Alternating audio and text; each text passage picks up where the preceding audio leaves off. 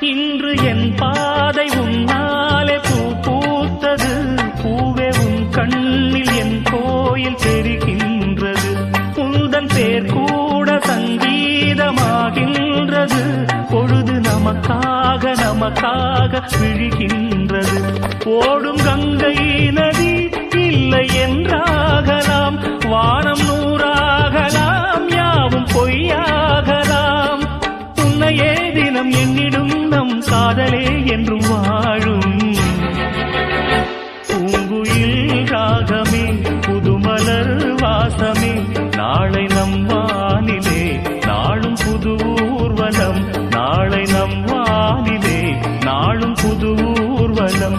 கண்மணி கண்மணி என்னும்